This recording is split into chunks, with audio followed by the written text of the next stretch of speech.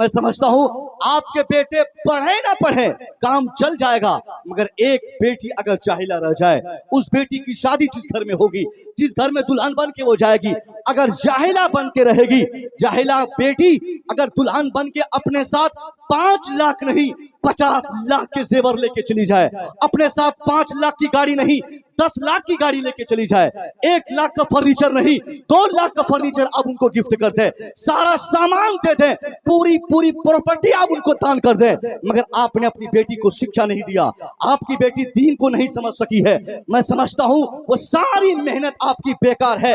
आपकी बेटी अपने ससुराल को जहन्नम बनाने के लिए काफी होगी, क्योंकि उनका दिमाग खाली है, उनका ज़हन साफ नहीं है, वो शरीयत को समझती नहीं है, वो कैसे अपने बच्चों की परवरिश करेगी, वो कैसे अपने शौहर की इज्जत करेगी, वो कैसे अपने देवर की इज्जत करेगी, कैसे वो अपने सास का एहतराम करेगी। आज जो हमारा समाज चल रहा है साहब, इस चलते हुए समाज का एक कारण ये भी है कि सास और बहू में मिलाप नहीं है, उनमें मोहब्बत नहीं है। सास समझती है ये बहू मेरे लिए नौकरानी बन के आई है, और बहू समझती है कि मेरा बाप मुझे 2 लाख का फर्नीचर दे के भेजा, 5 लाख कैश दिया है, 1 लाख की गाड़ी दिया है, इतना सामान मैं लेके आई हूं, और ये बुढ़ी मुझे आंख दिखाएगी, इसलिए दोनों में आपस में इसलिए झगड़े होते हैं। अब इस झगड़े का नतीजा क्या निकलता है? हर शाम उस घर के लिए जहन्नम की क्यारियों में से एक क्यारी बन जाता है। अब न उसके ससुर को चैन आती, अब न उसका शौहर सुकून पाता, अब न वो लड़की सुकून पाती है। ये सुकून न मिलने की वजह क्या है कि वहां घर में घर चलाने वाली जो मेन जिसको रानी कहा जाता है, वो अनपढ़ है, वो अंगूठा छाप है, उनको शरीयत का ज्ञान नहीं कि इस्लाम ने किस तरीके से बेटियों को रहने का हुक्म दिया है, इस्लाम ने बहू को रहने का किस तरीके से हुक्म दिया है। अगर एक सास है और वो जाहिला है तो वो घर जहन्नम बनने में उस घर को देर न होगी, क्योंकि वो सास अगर जाहिला है वो यही समझेगी या आने वाली बहू मेरे लिए नौकरानी है, या आने वाली बहू मेरी खिदमत के लिए आई है, या आने वाली बहू मेरी खिदमत करेगी। नतीजा क्या निकलता है?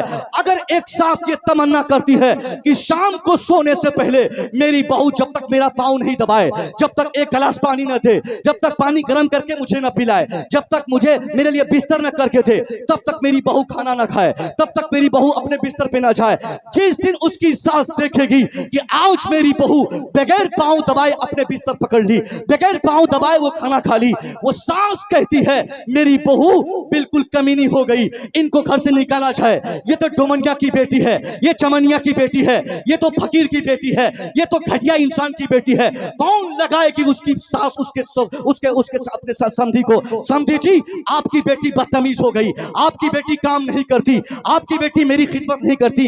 अब ऐसा झगड़ा होता है, वो सासू माँ अपने बेटे को दिल्ली फोन करके बोलेगी, ए मेरा बेटा, किस खबीस की बच्ची को तूने अपने घर की दुल्हन बनाया है, ये तो मेरी खिदमत करती नहीं है।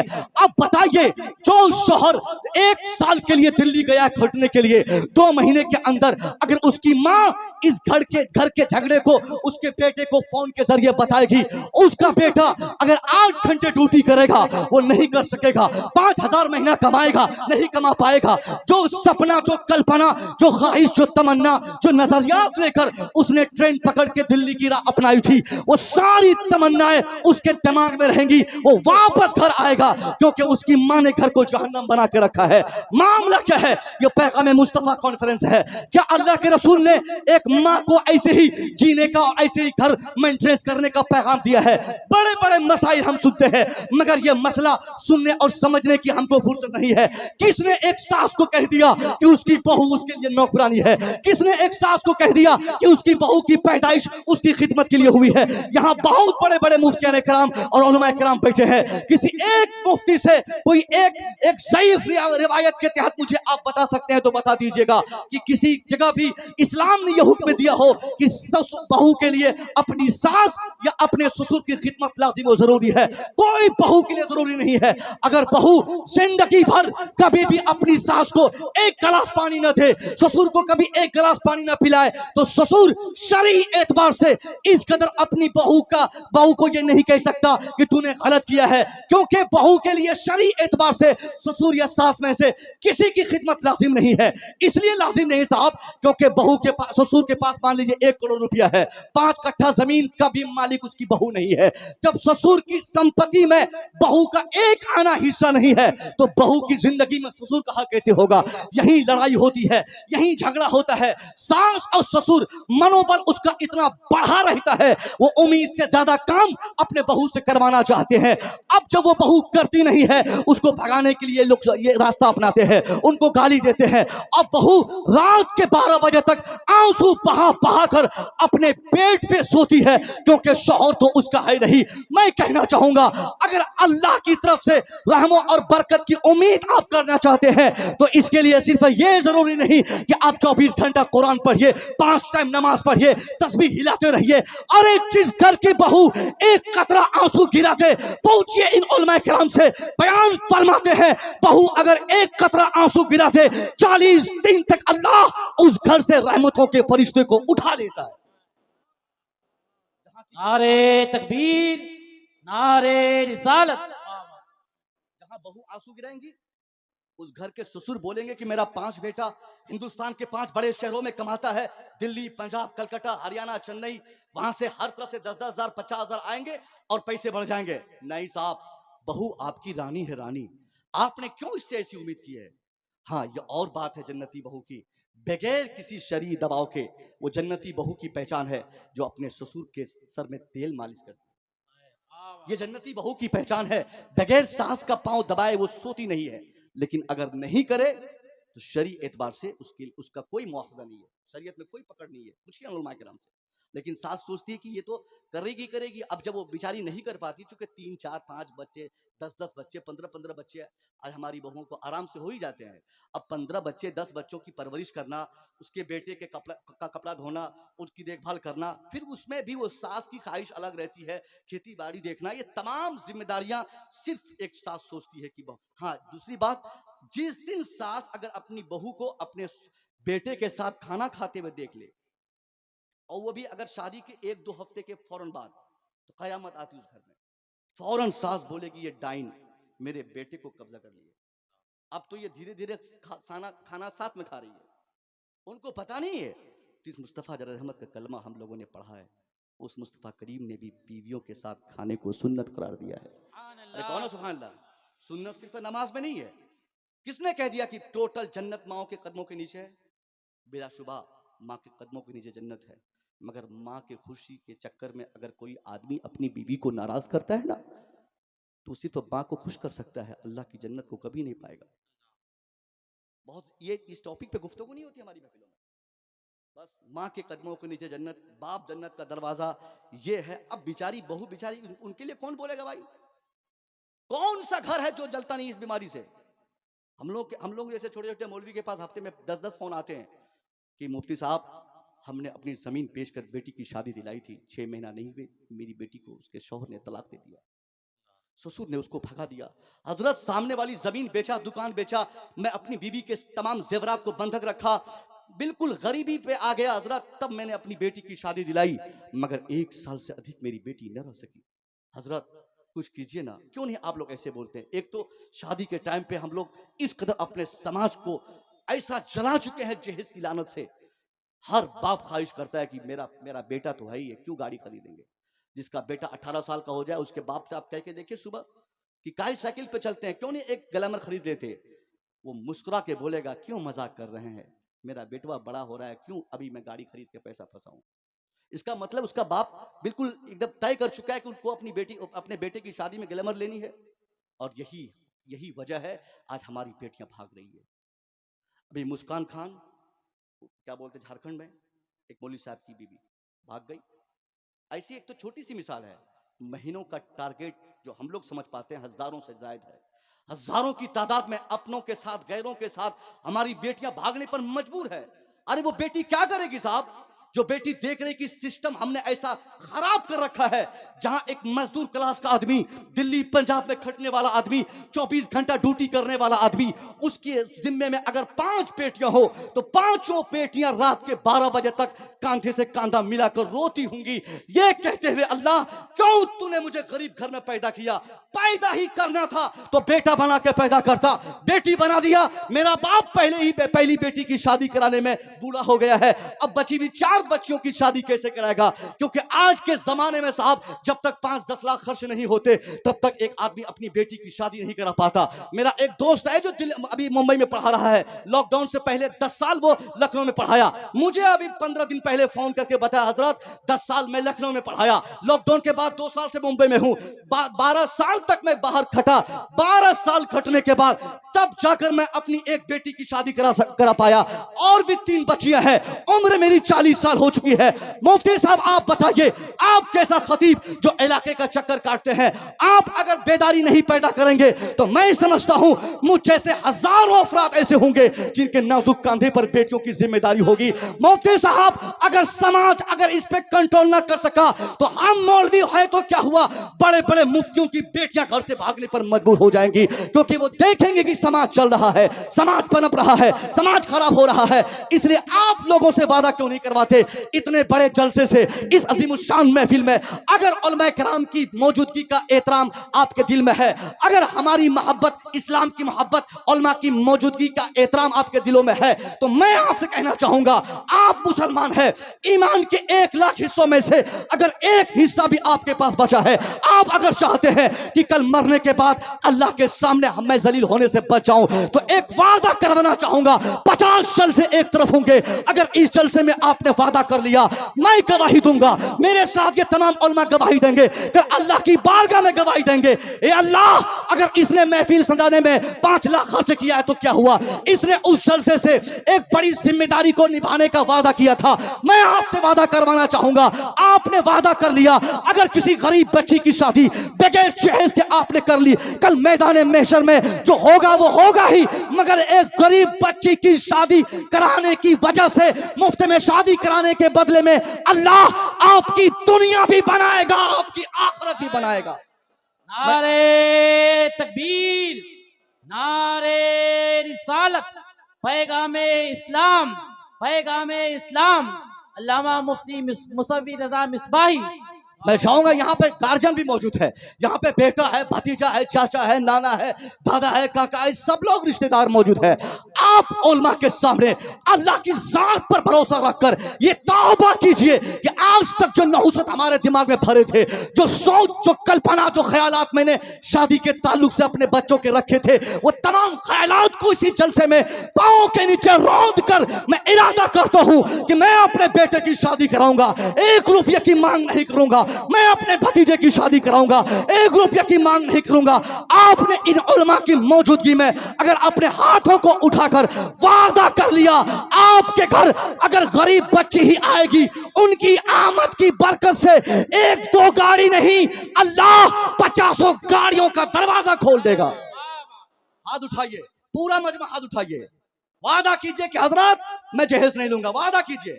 अभी भी बहुत लोगों के हाथ नीचे है, जरूर उनकी नीयत खराब है। देख लीजिए ताहिर भाई, आप जाके रामपुर में बोलिएगा, नकीब साहब देखिए, सारे लोगों के हाथ उठे, दिल से हाथ उठाए यार। 5 लाख 7 लाख, बैठिए रख दीजिए, 5 लाख 7 लाख मिल ही जाए तो क्या करना, 5 लाख रुपया खत्म होने में 1 महीना से कम वक्त लगेगा, और उनके लिए तो और कम वक्त लगेगा जो किसी को तड़पा कर, रुला कर, सता कर, परेशान करके किसी से अगर उसने रुपया लिया है तो उसी रुपये की बुनियाद पर उसकी गाड़ी के एक्सीडेंट के बहाने से कोई केस होगा, उसी केस के बहाने सारा पैसा खत्म हो जाएगा, या गैस फटेगा उसकी वजह से सारा पैसा खत्म होगा। हाँ, अगर अल्लाह ने आपको दिया है, जहेज लेना और देना मुतलकन हराम नहीं है, मुतलकन हराम नहीं है, जहेज लेना भी सुन्नत है और जहेज, लेकिन इस आज का जो सिस्टम है साहब, ये तो मांग है, मांग तो मुतलकन हराम है। दूसरी चीज, अगर बगैर मांगे ही कोई अगर सेठ है अपनी बेटी को कुछ देना चाहे तो हम क्यों रोकेंगे? अगर किसी को अल्लाह ने दिया है तो क्यों हम रोकेंगे? आप बिलाशुबह जहेज में जहाज दे दे, पूरा घर दे दे, पूरी प्रॉपर्टी दे दे, शरीयत मना नहीं करती है। शरीयत कहां रोकती है? जिस जहेज के देने में आपने नुमाइश का थोड़ा भी शायबा अपने दिमाग में लाया। आजकल जो जहेज दिए जाते हैं, एक हफ्ता पहले सामान दरवाजे पर रखा जाता है और ढोल पीटा जाता है कि हमने तो ये दिया, हमने ये दिया, हमने ये दिया, हमने ये दिया। मैं कहना चाहूंगा यही तो हराम है साहब। आप मास्टर साहब हैं, बंगाल गवर्नमेंट के बिहार में आपकी सर्विस है, आप इंजीनियर है, डॉक्टर है, प्रधान है, मुखिया है, कुछ भी है, विधायक है।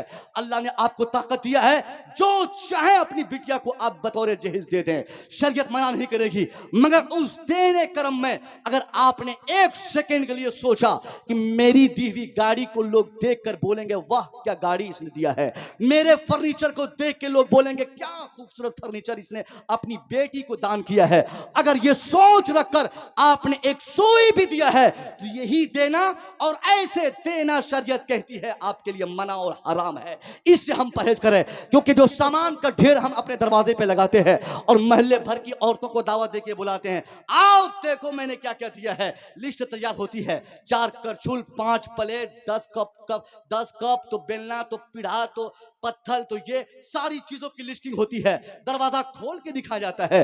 वो चंद बच्चियां जो हमारे आंगन में आकर फर्नीचर को देखती हैं, उनमें से सारी बच्चियां अमीरों की नहीं है। कुछ ऐसी बच्चियां होंगी जिनका बाप कई साल से कलकत्ता में रिक्शा चला रहा है, कुछ ऐसी बहनें होंगी जिनका भाई दिल्ली, पंजाब, दोहा, कतर, ओमान में कमा रहा है, और उनमें से अगर एक बच्ची भी ये सोच के आपके दरवाजे से वापस चली जाए काश मेरा बाप भी कहीं का सर्विस होल्डर होता तो मुझे भी यही फर्नीचर दिया होता, काश मेरा भाई भी कहीं का नौकरी करने वाला होता तो मुझे भी यही काम सामान दिया होता। अगर एक बच्ची का दिल हम तोड़ दें, वही दिल का तोड़ना होगा कि सारी नहुसत हमारे घर में आएंगी और सारी बरकतें उनके घर में चली जाएंगी। यही नुमाइश हो रही है।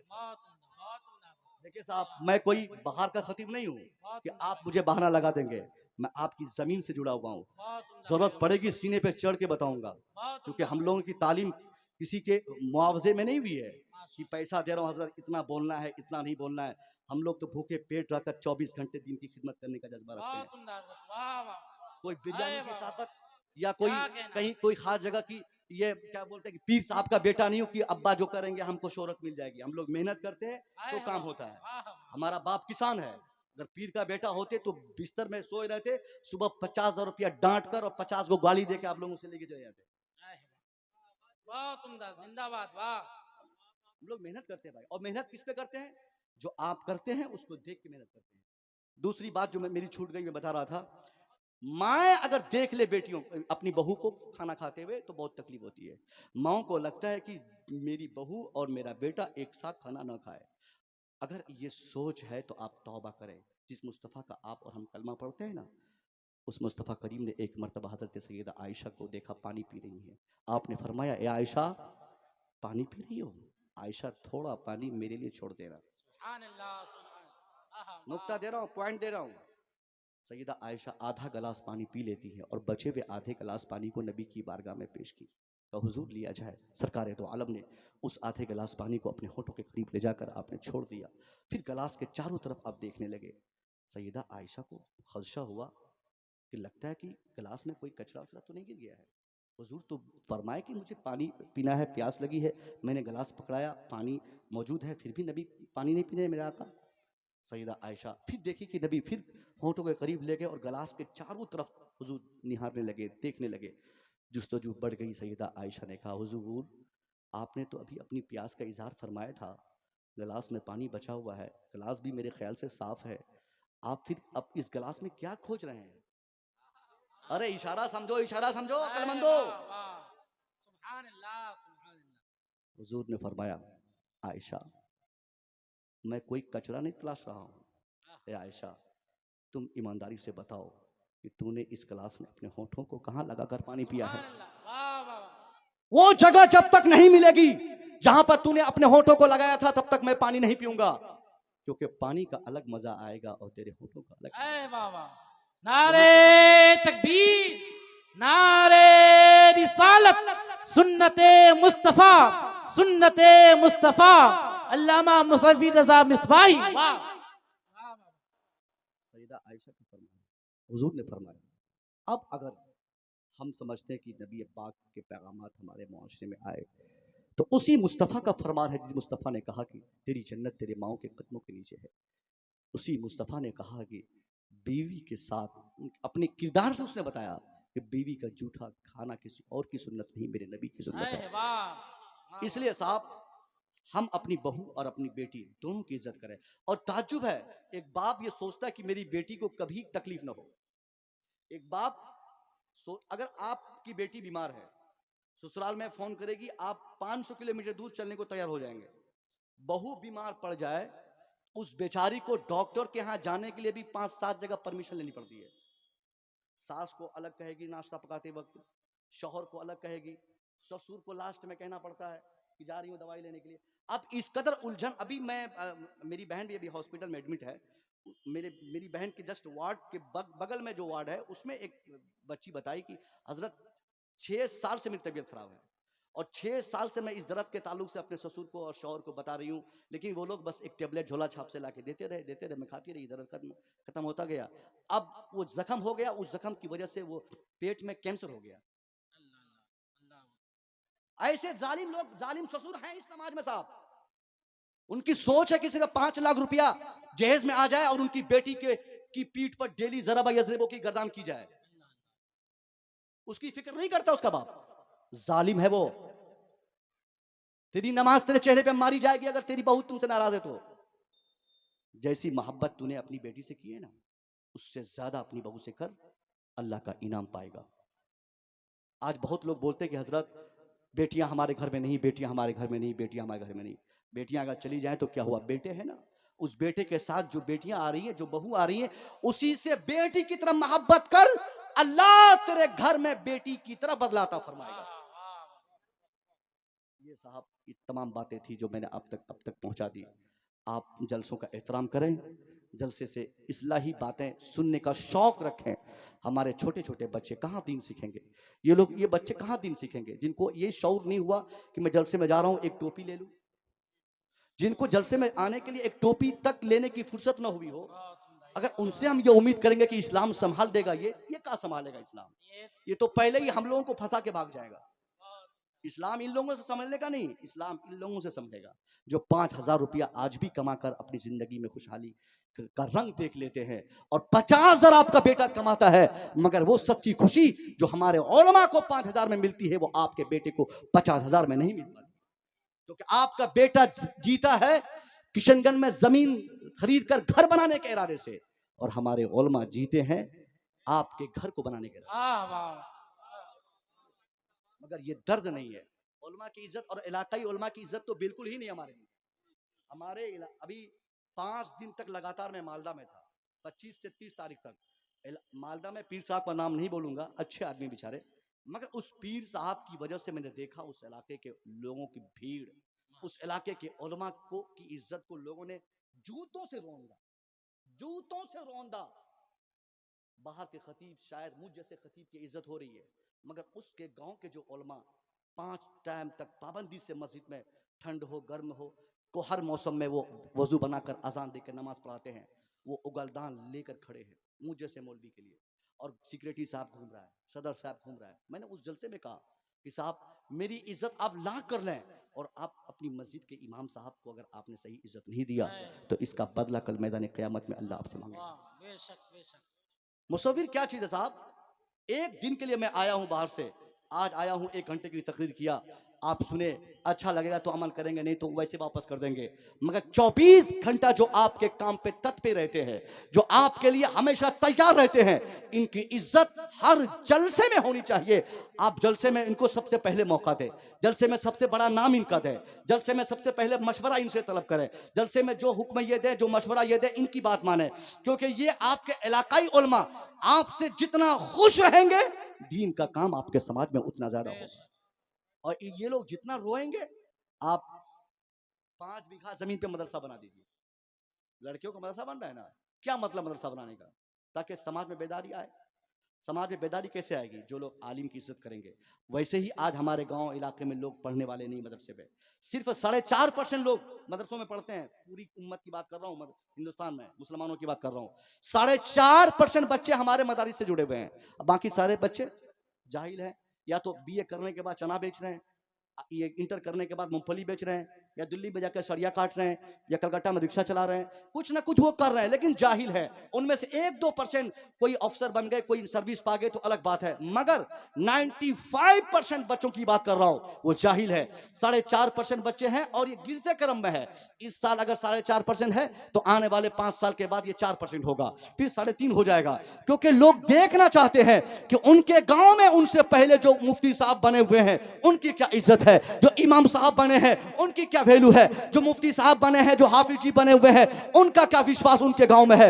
वो बच्चे देखेंगे कि एक लड़का मुफ्ती बना, वो 5,000 कमाता है, कोई उसकी इज्जत नहीं करता। एक आलिम तैयार हुआ, वो 5,000 कमाता है, कोई आदमी अपनी बेटी को उसके हवाले करने को तैयार नहीं, कोई अपनी बेटी की शादी उनसे दिलाने को तैयार नहीं। अब दूसरे लड़के जो अगर कभी इरादा किए होंगे कि मैं भी हाफिज कुरान बनूं, मैं भी आलिम दीन बनूं, मैं भी वक्त का बड़ा मुफ्ती बनूं, वो अपनी निगाहों से देखेगा कि पहले के बने हुए लोग ठोकरे खा रहे हैं, पहले के बने हुए लोग लात जूते खा रहे हैं, पहले के बने हुए लोग इज्जत नहीं पा रहे हैं, पहले के बने हुए लोग सूखी घास खा रहे हैं, रोटी खा रहे हैं और उनके बच्चे बिलक रहे हैं। मैं क्यों इस आफत में पढ़ने जाऊं? इसलिए वो तलाक देगा मदरसे की तालीम को, वो कॉलेज में जाएगा, अगर कामयाब हुआ तो ठीक, वरना सीधे दिल्ली भागेगा, वहां जाके वो काम करना पसंद करेगा, ईंट पत्थर ढोना पसंद करेगा, मगर जिल्लत की जिंदगी गुजारने वाला हाफिज कुरान बनना पसंद नहीं करेगा। नतीजा क्या निकलेगा? आने वाले 2-4-10 साल के बाद कोई हाफिज कुरान समाज में नहीं तैयार होगा। जब हाफिज कुरान नहीं बनेंगे, जब कोई आलिम दीन तैयार नहीं होगा, कोई मुफ्ती नहीं बनेंगे, कौन समाज की इस्लाह करेगा? कौन नमाज जनाजा के लिए तैयार होगा? कौन कुरान खानी कराएगा? कौन निकाह तलाक खुला की बातें करेंगे? इसलिए बेहतर यह है, आप अगर चाहते हैं कि इस्लाम की तबलीग होती रहे, इस्लाम आगे बढ़ता रहे, इस्लाम का काम होता रहे, हमारी तादाद आगे बढ़ती रहे, हमारे उलमा बेदार रहे, तो इसके लिए सबसे बड़ा काम और सबसे बड़ी जिम्मेदारी यह है, जो मौजूदा दौर में उलमा आपके समाज में है, उनकी इज्जत इस कदर की जाए, वो जब तक खड़े रहे हम उनके सामने बैठने की कोशिश न करें। उनकी तनख्वाह एक इंजीनियर से ज्यादा हो, उनकी सैलरी एक डॉक्टर से ज्यादा हो। वो लड़के जो डॉक्टर बनना चाहते हो, इंजीनियर बनना चाहते हो, आईएएस बनना चाहते हो, हाई फाई बनना चाहते हो, ज्यादा पैसा कमाना चाहते हो, उनकी निगाहें उठेंगी, वो देखेंगे 5 पारे कुरान पढ़ने के बाद से ही जो इज्जत मिलना हमारे गांव के जैद खालिद के बेटे की शुरू हुई है, अब वो तमन्ना करेगा काश मैं भी हाफिज कुरान होता तो मेरी भी तनख्वाह इनकी तरह 20,000 तनख्वाह भी मिलती और इज्जत भी बराबर की मिला करती। अब नतीजा क्या निकलेगा? 1-2 लड़का नहीं, समाज में हमारा दुश्मन जिधर निगाहें उठाएगा उधर आलिम दीन या हाफिज कुरान ही नजर आएंगे।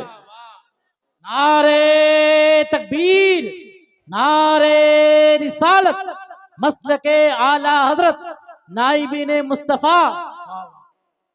शायद मैंने अपना वक्त सही इस्तेमाल नहीं कर सका, चूंकि मैं ये क्या बोलते हैं कि ताहिर भाई से सिर्फ इशारा में कहा कि मछलियां फंस रही हैं, चलिए मैं खड़ा हो जाता हूँ, बेहतर है जाल फेंक दूँ। क्योंकि मुझे पूरी उम्मीद थी कि अगर ये पढ़ लिए होते तो इनके पढ़ने के बाद मजबूरन ही सही, कम से कम इन बच्चों को चंद बातें तो समझ में आ गई। और एक आखिरी पैगाम आपके लिए बच्चों, आज एक शिकायत ये भी है कि आपसे आपके वालिदैन खुश नहीं है, आपके माँ बाप रो रहे हैं। 80 साल का बूढ़ा बाप जिस घर में रहे, उस बेटा के लिए ये जेब नहीं देता कि वो बेटा दिल्ली में